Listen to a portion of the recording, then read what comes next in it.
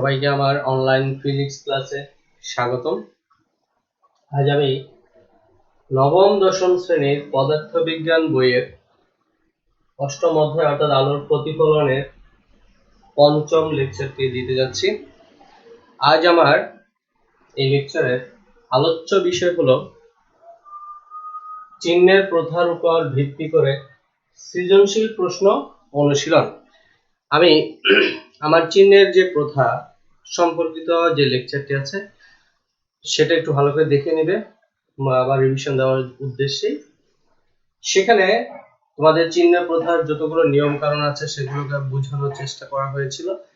সেই চিহ্নের প্রথার উপর ভিত্তি করে একটি সৃজনশীল দেওয়া হয়েছে, তবে এই সৃজনশীলটা তোমাকে চিহ্নের প্রথার উপর ভিত্তি করে বা বিভিন্ন মান থেকে এই সৃজনশীল প্রশ্নের উত্তরটা দিব। তবে এখানে বিশেষ করে চিহ্নের প্রথাটা আমার অনেক বেশি কাজে লাগবে।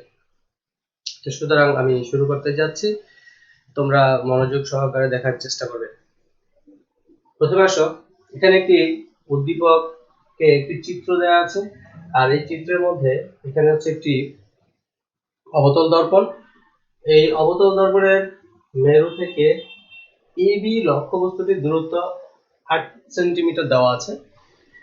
আবার এবি এই লক্ষ্যবস্তুটি থেকে সি বিন্দু অর্থাৎ বক্রতার কেন্দ্র পর্যন্ত দূরত্বটা দেওয়া আছে 2 সেন্টিমিটার। তাহলে সি বিন্দু অর্থাৎ বক্রতার কেন্দ্র থেকে পি বিন্দু অর্থাৎ মেরু পর্যন্ত এই দূরত্বটাকে আমরা বলে থাকি বক্রতার ব্যাসার্ধ। তাহলে বক্রতার ব্যাসার্ধ এখানে কত হবে? 8 + 2, দ্যাট মিন্স 10 সেন্টিমিটার। এখন উদ্দীপকের নিচে দেখো, উদ্দীপকের আরেকটি অংশ আছে, এবি লক্ষ্যবস্তুটির দৈর্ঘ্য 3 সেন্টিমিটার। এখানে এবি লক্ষ্যবস্তুটির দৈর্ঘ্যটা দেওয়া আছে কত? 3 সেন্টিমিটার। কত দেওয়া আছে? 3 সেন্টিমিটার। এবার আসো প্রশ্ন, মনোযোগ সহকারে ভালো করে দেখুন।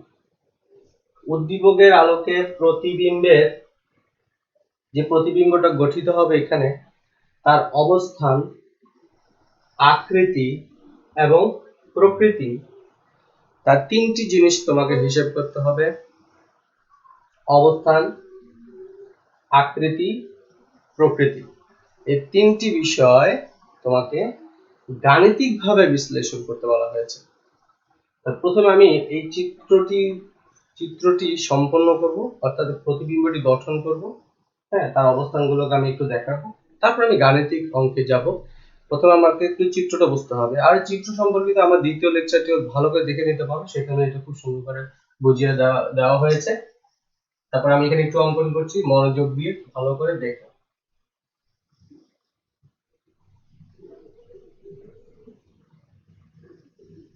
এখানে তিনটি বিন্দু, একটাকে আমরা সাধারণত বলি বক্রতার কেন্দ্র, আরেকটা হচ্ছে প্রধান ফোকাস, আরেকটা হচ্ছে মেরু, আর এখানে একটি আমরা অবতল দর্পণ অঙ্কন করব। আর পি বিন্দুটা কিন্তু এই দর্পণের তলের ঠিক মধ্যবিন্দু হয়। তোমরা অবশ্যই পেন্সিল কম্পাস ব্যবহার করবে। সি বিন্দু থেকে পি এর উপর একটি বৃত্তচাপ আঁকবে। বৃত্তচাপ আঁকার পরে উপরের দূরত্ব এবং নিচের দূরত্বটা একটু সোজা রাখবে, সমান রাখবে। আর এই দূরত্বগুলো তো সমান থাকবে, আমি অনেকবারই বলেছি।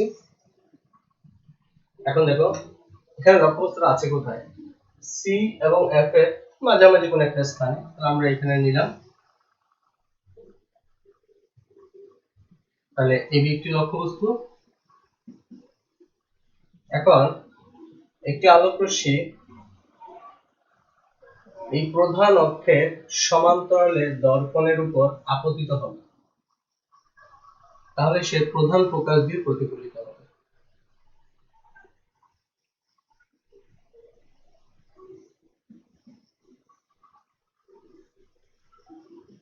তারপর আরেকটা আলোক রশ্মি প্রধান ফোকাস দিয়ে আপতিত হবে,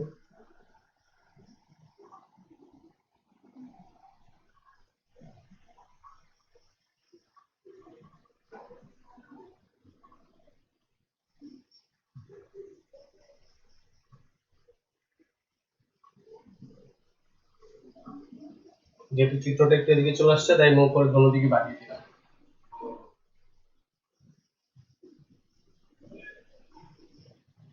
প্রধান ফোকাস দিয়ে যদি আসে, অর্থাৎ আপতিত হয়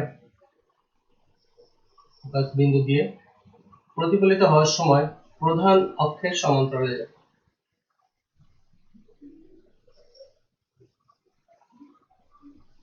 তাহলে এই যে প্রতিফলিত রশ্মি কোথায় মিলিত হবে? এই বিন্দুতে।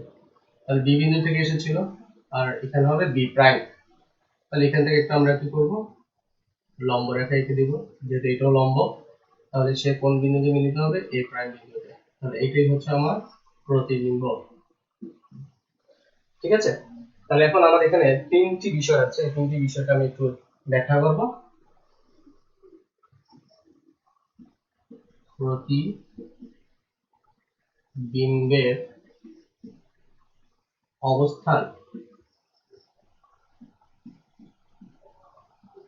প্রতিবিম্বের অবস্থানটা কোথায়? বক্রতার কেন্দ্রের বাহিরে।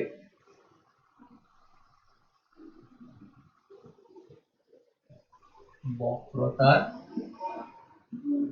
কেন্দ্রের বাহিরে।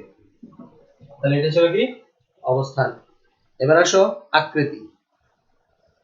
প্রতিবিম্বের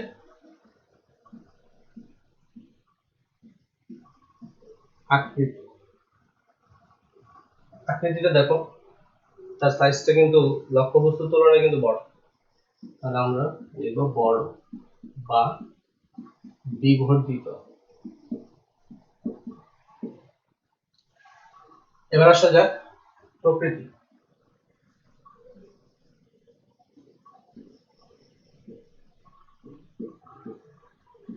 প্রকৃতিতে দুটি ইনফরমেশন দিতে হয়, বাস্তব নাকি অবাস্তব, উল্টো নাকি সোজা। এখন আসো বাস্তব না অবাস্তব। এই যে প্রতিফলিত রশ্মি, এই প্রতিফলিত রশ্মি তারা প্রকৃতপক্ষে মিলিত হয়েছে। প্রকৃতপক্ষে যদি মিলিত হয় তবে তাকে আমরা বলি বাস্তব প্রতিবিম্ব, অর্থাৎ এটা হচ্ছে বাস্তব। বাস্তব এবং কি হবে? উল্টো নাকি সোজা। এটাই মনে করো লক্ষ্যবস্তু ছিল, এটার মাথাটা উপরের দিকে, ঠিক আছে। এখানে যখন এসেছে তখন কিন্তু সে উল্টো হয়ে গেছে। তোমরা যদি একটা চামচ নাও, চামচের ভিতরের পৃষ্ঠটার দিকে যদি তোমরা একবার তাকিয়ে দেখো তাহলে তোমাদের মাথাটা কিন্তু দেখবে যে উল্টা দেখা যাবে, ঠিক আছে, খেয়াল করে দেখবে। ঠিক একইভাবে উল্টো প্রতিবিম্ব গঠিত হচ্ছে, তাহলে হচ্ছে কি উল্টো। তাহলে আমার এটা করার উদ্দেশ্য একটা, বোঝানোর স্বার্থে। তোমাদের অঙ্কটা করার সময় চিত্র যে আঁকতে হবে তা নয়, এটা জাস্ট আমি বোঝানোর স্বার্থে এটা করলাম। তাহলে আমার এখানে হচ্ছে কি অবস্থান। অবস্থানটা আমাকে ব্যাখ্যা করতে হলে কি করতে হবে? অবস্থানটা ব্যাখ্যা করতে হলে আমাকে দেখতে হবে তার দূরত্বটা কত দূরে, দর্পণ থেকে তার দূরত্ব, অর্থাৎ মেরু থেকে সে কত দূরে আছে, যাকে আমরা সাধারণত বলি প্রতিবিম্বের দূরত্ব। অর্থাৎ এখানে ভি এর মানটা তোমাকে বের করতে হবে, কি করতে হবে? ভি এর মান বের করতে হবে। এবং এখানে দেখো সি এর বাইরে না, তাহলে সি থেকে পি এর দূরত্বটাকে আমরা বলি বক্রতার ব্যাসার্ধ। তাহলে এখানে ভি এর মানটা কিন্তু বক্রতার ব্যাসার্ধের চেয়ে বেশি হবে, তাহলে বুঝতে হবে তোমার অঙ্কটা ঠিক হচ্ছে। তাহলে ভি এর মানটা হবে কি আর এর চেয়ে বেশি, তাহলে বুঝবে তুমি তোমার অঙ্কটা সঠিকভাবে এগিয়ে যাচ্ছে। এগুলো অবস্থান। তাহলে অবস্থানের ক্ষেত্রে আমার ভি বের করতে হবে, আর এটা শর্তটা পূরণ হলে বুঝবো যে ঠিক আছে। এবার আসো আকৃতি বড়। আকৃতি তার সাইজটা বড়, এই সাইজটাকে বা এই আকৃতিটাকে আমরা কি দ্বারা প্রকাশ করি? এল প্রাইম, প্রতিবিম্বের দৈর্ঘ্য। প্রতিবিম্বের দৈর্ঘ্য, প্রতিবিম্বের দৈর্ঘ্যকে আমরা এল প্রাইম দ্বারা প্রকাশ করি। তাহলে এই ক্ষেত্রে আমাকে কি বের করতে হবে? দ্বিতীয় ক্ষেত্রে এল প্রাইম, ঠিক আছে। তাহলে আমার বের করতে হবে এল প্রাইম। এবং এখানে আমি কিভাবে বুঝবো সে কি হচ্ছে, অঙ্কটা সঠিকভাবে এগিয়ে যাচ্ছে? তাহলে আমাকে এখানে এল প্রাইমটা, এল লক্ষ্যবস্তুর দৈর্ঘ্য হচ্ছে বড় হতে হবে। তাহলে এল প্রাইম ইজ গ্রেটার দেন এল, যদি এই শর্তটা পূরণ হয় তাহলে বুঝবো যে আমার অঙ্কটা ঠিক আছে, মানটা দিলাম। এরপর আসলে গুরুত্বপূর্ণ বিষয় বাস্তব। প্রকৃতি, প্রকৃতির ক্ষেত্রে আমাকে দেখতে হবে বাস্তব আসবে। বাস্তব কখন হয়? চিহ্নের প্রথা থেকে আমরা শিখেছিলাম বাস্তব তখনই হয় যখন এই যে ভি, প্রতিবিম্বের দূরত্ব ভি এর মান যদি ধনাত্মক হয় তাহলে এটা হবে বাস্তব। তাহলে বাস্তবের ক্ষেত্রে তাহলে আমার বুঝবো কিভাবে, ভি এর মান আসবে পজিটিভ। ঠিক আছে, ভি বলতে আসলে কি বোঝায়, প্রতিবিম্বের দূরত্ব। এবার আসো উল্টো, এটা কিন্তু প্রকৃতি ব্যাখ্যা করছে। উল্টো আমরা কিভাবে বুঝি, চিহ্নের প্রথা থেকে আমরা দেখেছিলাম এম এর মান, বিবর্তনের মান। যদি তোমার এম এর মান কি হয়, ঋণাত্মক, তাহলে বুঝবো প্রতিবিম্বটি উল্টো। ঠিক আছে, তাহলে আমার এখন দেখো উদ্দেশ্য কি, তাহলে আমাকে এম এর মানটা লাগবে, এম এর মানটা বের করলে তখন আমরা প্লাস না মাইনাস সেটা চলে আসবে, তখন আমরা বুঝতে পারবো। তাহলে এখানে দেখো আমরা একটু আমাদের উদ্দেশ্যগুলো লিখে রাখি। আমি উপর থেকে দেখতে পাচ্ছি আমার বের করতে হবে, এটা হচ্ছে উদ্দেশ্য, কি বের করতে হবে, ভি এর মান বের করতে হবে। তারপরে আমরা দেখতে পাচ্ছি এল প্রাইম বের করতে হবে। তারপর আমরা এখানে দেখতে পেলাম এম এর মান বের করতে হবে।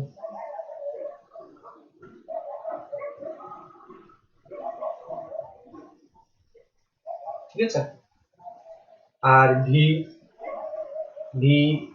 এর জন্য শর্ত আমার যদি এটা আসে, ভি ইজ গ্রেটার দেন আর হবে, আর এটা হচ্ছে কি প্লাস হবে কিসের মান, ভি এর মান। তারপরে দেখো এম এর জন্য এম এর মান তো আসবেই, হ্যাঁ, এম এর মানটা কি আসবে, ঋণাত্মক আসবে। আমি লিখে রাখতাম আমাদের, দেখি আমাদের প্রশ্ন যখন আমরা সমাধান করব তখন গাণিতিকভাবে এই শর্তগুলো পূরণ হয় কিনা। আশা করি এতটুকুতে কোনো সমস্যা হচ্ছে না। যদি খুব মনোযোগ দিয়ে তোমরা লেকচারগুলো দেখো তাহলে আমার মনে হয় না কোনো সমস্যা হবে। এবার আমরা অঙ্কে চলে যাব।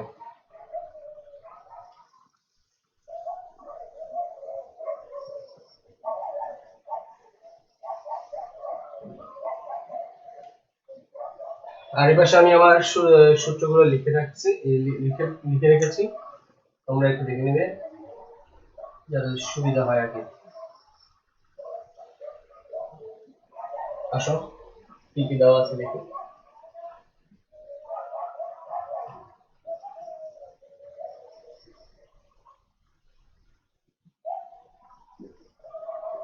উত্তর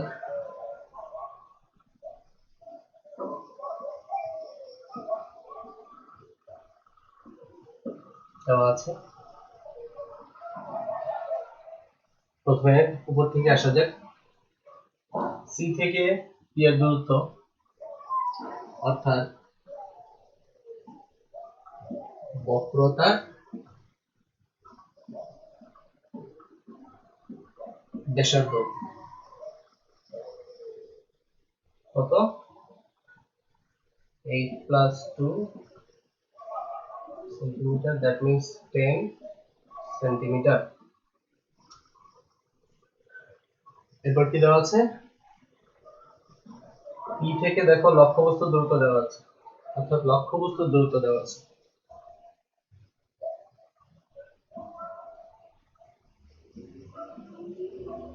লক্ষ্যবস্তুর দূরত্ব অর্থাৎ ইউর মান কত, 8 সেন্টিমিটার। তারপর কি দেওয়া আছে, এবি লক্ষ্যবস্তুটির দৈর্ঘ্য, এবি লক্ষ্যবস্তুটির দৈর্ঘ্য, লক্ষ্যবস্তুর দৈর্ঘ্য কি দ্বারা প্রকাশ করে, এল দ্বারা। তাহলে লক্ষ্যবস্তুর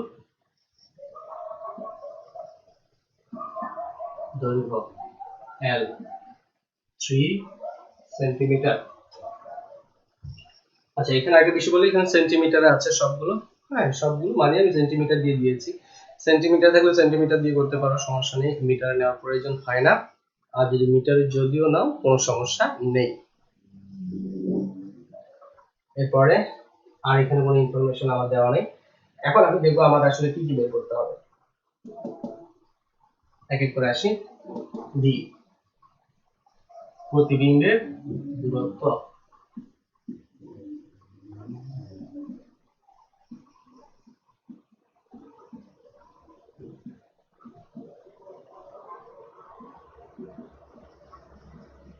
চিহ্ন সহ আমার ব্যাখ্যা দিতে হবে এখানে।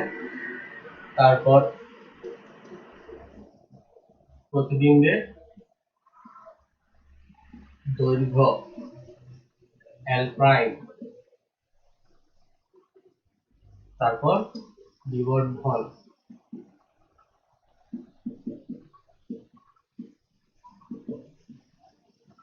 আরেকটা জিনিস লাগবে আমার এখানে কিন্তু বক্রতার ব্যাসার্ধ আছে, ফোকাস দূরত্বটা লাগবে। আমার এর আগের একটি লেকচারে আমি একটি অঙ্ক করে একটা সৃজনশীল করেছিলাম, সেখানে সেটা বলেছিলাম। ফোকাস দূরত্ব এক, ঠিক আছে। এবার আসা যাক, আমরা ধাপে ধাপে এবার সামনের দিকে এগিয়ে যাব। প্রথমে আসো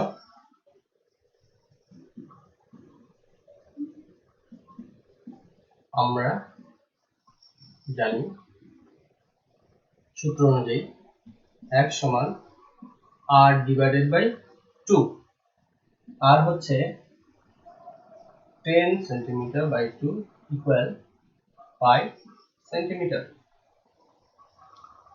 আবার f বের হয়েছে।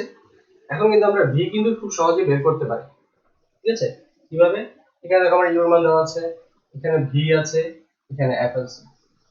এখানে প্রথম সূত্রটা একটু খেয়াল করে দেখো, v u f, ঠিক আছে। তাহলে এখানে তিনটা রাশি আছে, তিনটা রাশি দিয়ে আমার এই সূত্রটা ব্যবহার করে কিন্তু আমরা এখান থেকে আমরা v এর মানটা বের করে নিতে পারবো।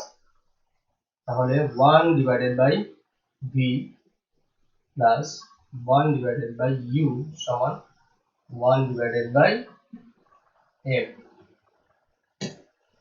এবার আসো আমরা মানগুলো বসিয়ে দিই।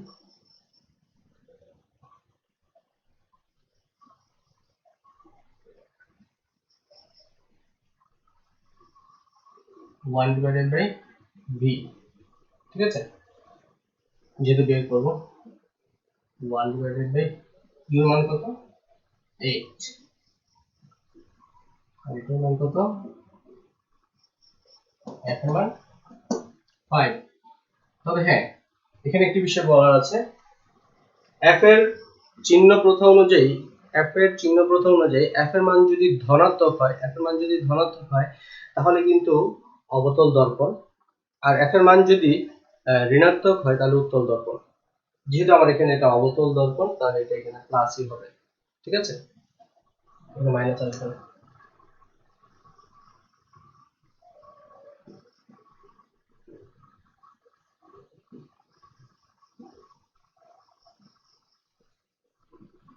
1 divided by v 40, 8 minus 5, 1 divided by v 3 divided by 40। এখানে একটা জিনিস খেয়াল করো, এখানে 1 divided by v আছে, আমার কিন্তু 1 divided by v এর মান প্রয়োজন নেই। আমার স্টুডেন্ট কিন্তু অনেক সময় এতটুকুতেই অ্যানসার দিয়ে চলে আসে, ঠিক আছে। এই ভুলটা যেন না হয়। এখানে দেখো আমাকে v এর মানটা বের করতে হবে, তাহলে আমি একটু আড়াআড়ি গুণ করে করতে পারবো, উল্টাই দিয়ে করতে পারবো। আমি সরাসরি করে ফেললাম, উল্টাই দিলাম। ভগ্নাংশের সংখ্যাটা রেখে দিতে পারো, অথবা দশমিকে নিয়েও দিতে পারো। যদি আমরা এখানে দশমিকে নেই তাহলে কত আসে,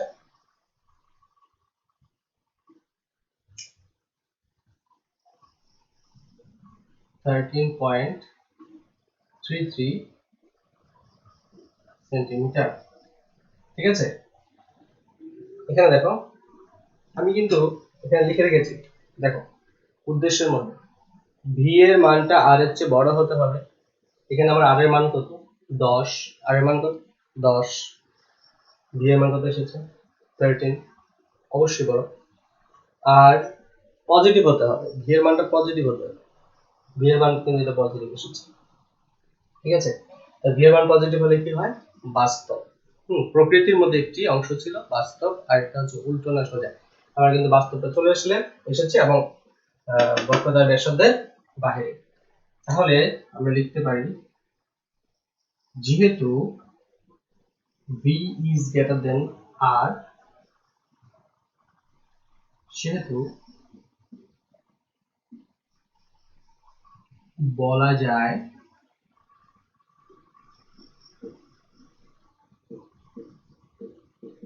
প্রতিবিম্বের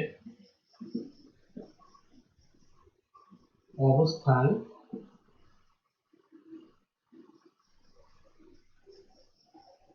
বক্রতার ব্যাসার্ধের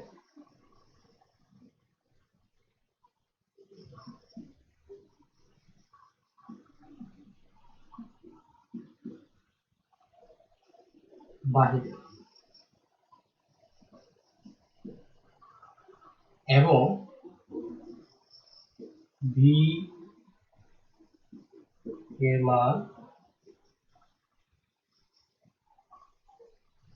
ধনাত্মক দ্বারা প্রকাশ করছে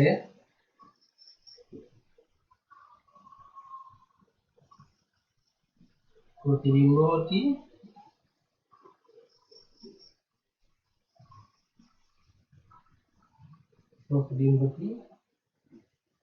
বাস্তব। তাহলে আমার এখানে কিন্তু দেখো চলে এসেছে বক্রতার ব্যাসার্ধের বাহিরে অবস্থান। প্রথমে চিত্রটি কিন্তু আমি দেখিয়েছিলাম। তারপরে এখানে কিন্তু প্রকৃতি অবস্থান বক্রতার ব্যাসার্ধের বাহিরে, আর প্রকৃতির মধ্যে দুটোর মধ্যে একটি চলে এসেছে, সেটা হচ্ছে বাস্তব। ঠিক আছে, দেখা হয়ে গেল। এখন আসো আকৃতি। দেখা যায় আকৃতি আমরা কিভাবে বের করতে পারি। যেহেতু আমার ভি বের হয়ে গেছে, আমার যেহেতু আমি এখানে ইউ জানি, ঠিক আছে, আমরা এখানে ভি এর মানটা কত পেলাম। আমার এখানে একটা কাজ শেষ, আমি এখানে একটু সংখ্যাটা লিখে রাখি। 40/3 বা 13.33 সংখ্যাটা লিখে রাখলাম। ভগ্নাংশটা আমরা ইউজ করব দশমিক দ্বারা। ভগ্নাংশ ইউজ করলে কাজের সুবিধা হয়। ওকে,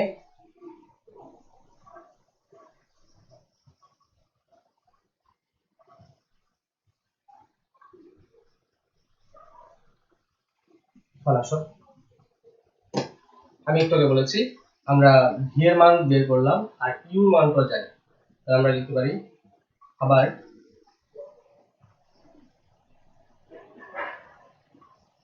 m সমান মাইনাস মাইনাস মাইনাস চিহ্ন আছে v divided by U. m সমান মাইনাস v এর মান কত 40/3, 40 ডিভাইডেড বাই 3, আর ইউ হচ্ছে 8। m সমান মাইনাস 40/3 into 1/8, m সমান মাইনাস 5 ডিভাইডেড বাই 3, 40 কে 8 দিয়ে ভাগ করলে 5 হবে। তাহলে এখানে দেখা যাচ্ছে কিন্তু ঋণাত্মক মান এসেছে।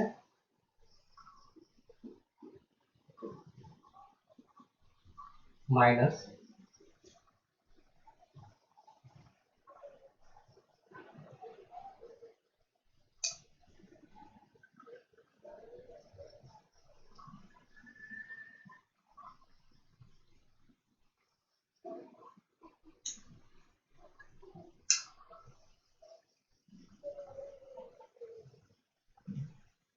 1.67, 1.6, এখন একক নেই। আচ্ছা দেখো আমার কিন্তু এখানে m ঋণাত্মক এসেছে, m এর মান হচ্ছে ঋণাত্মক। m এর মান ঋণাত্মক হলে কি হয়, প্রতিবিম্বটি উল্টো। একটু লিখে রাখি m এর মান কি মাইনাস 1.67 বা মাইনাস 5/3, মাইনাস 5/3। যেহেতু m এর মান ঋণাত্মক, সেহেতু বলা যায় প্রতিবিম্বটি উল্টো। খেয়াল করে দেখো, আচ্ছা এখানে মনে একটু লাইট করছে, এখানে আমি একটু দূরে করে লিখি m সমান minus v divided by u। এবার আবার mটা দেখা যাচ্ছে না, m সমান minus v divided by u। হ্যাঁ, এবার দেখা যাচ্ছে। তাহলে এখানে দেখো প্রকৃতির মধ্যে দুটো বিষয়, বাস্তব না অবাস্তব, আমাদের কিন্তু বাস্তব চলে এসেছে। আর এটা হচ্ছে উল্টো না সোজা, এখন আমরা কিন্তু গাণিতিকভাবে দেখিয়েছি যে সে হচ্ছে কি উল্টো। তাহলে প্রকৃতির হিসাবটা কিন্তু আমার শেষ, অবস্থানের হিসাবটা শেষ। এবার হচ্ছে আমার আকৃতিটি জানতে হলে আমাকে কিন্তু L প্রাইম বের করতে হবে। তাহলে আমাদের কিন্তু আরেকটা সূত্র আছে, দেখো 2 নাম্বারটা।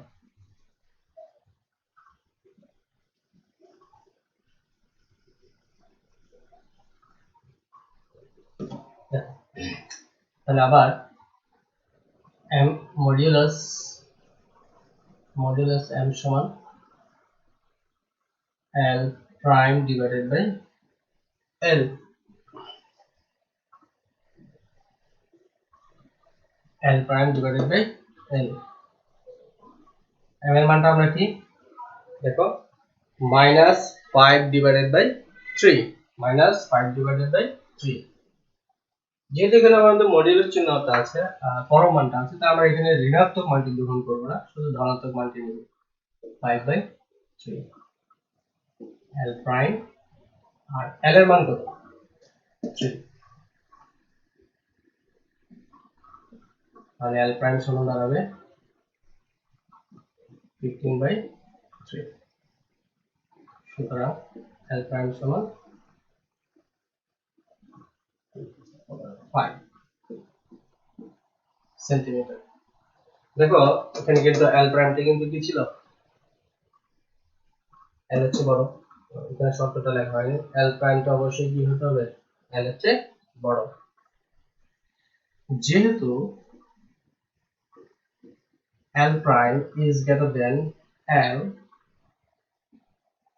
সেহেতু বলা যায়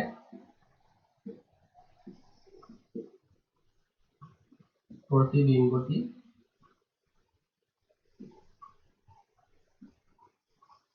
বড় বা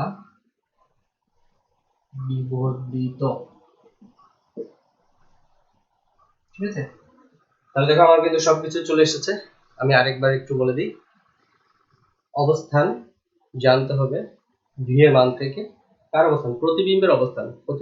দর্পণ থেকে প্রতিবিম্বটি কতটুকু দূরে আছে, হ্যাঁ v এর মান, এবং সেটা অন্যান্য মানের সাথে কম্পেয়ার করে বলতে হবে তার পজিশনটা কোথায়, আচ্ছা, তারপরে হচ্ছে আকৃতি L প্রাইম।